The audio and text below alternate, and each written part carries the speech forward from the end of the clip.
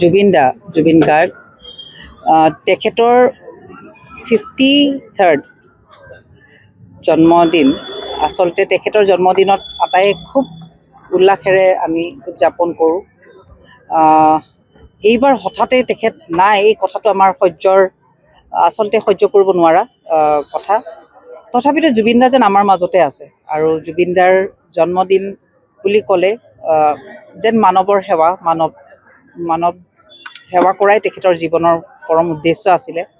তেওঁৰ শিল্পৰেই হওক, তেওঁৰ জীৱনৰ অৰ্থৰেই হওক বা তেখেতৰ যোৱাৰ পিছতো তেখেতে যেন এটা খুব ডাঙৰ বাৰ্তা দি থৈ গ'ল যে চবেই একেলগে থাকিব লাগে, চবেই চবক ভাল পাব লাগে আৰু ভাল পোৱা প্ৰকৃততে মানুহে মানুহক কেনেকৈ ভাল পাব লাগে তেখেতে শিকাই থৈ গৈছে।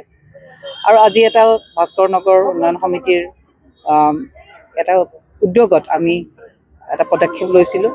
কিছু আমাৰ সাধাৰণ লোকক তেওঁলোকৰ দৈনন্দিন প্ৰয়োগ কৰিব পৰা কিছুমান বস্তু যদি আমি দিব পাৰোঁ, হয়তো এটা সাধাৰণ একেবাৰে নিম্ন আমাৰ প্ৰচেষ্টা হ'ব জুবিনদাৰ জীৱনৰ প্ৰতি শ্ৰদ্ধাঞ্জলি জনোৱাৰ।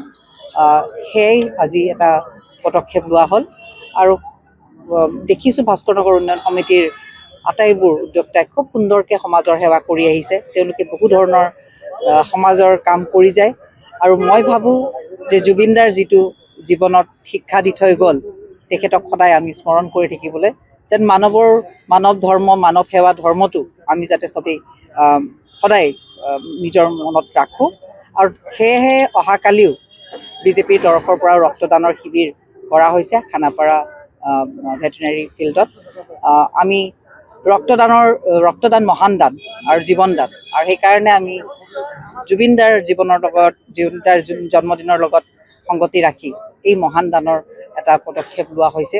আমি আগ্ৰহ কৰিম যিসকল ব্যক্তিয়ে ৰক্তদান কৰিবলৈ সক্ষম বা সুস্থ তেখেতসকল আহিব লাগে আৰু এজনৰ জীৱন যদি বচাব পাৰে ৰক্ত দি পেলাই, তাতকৈ আৰু মহান কাম একো নাই। আৰু সেয়াই জুবিনদাই আমাক শিকাই থৈ গৈছে।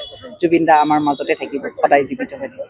যিকোনো খবৰৰ বাবে যোগাযোগ কৰক 7099017330 লগতে 7099017110 নম্বৰত।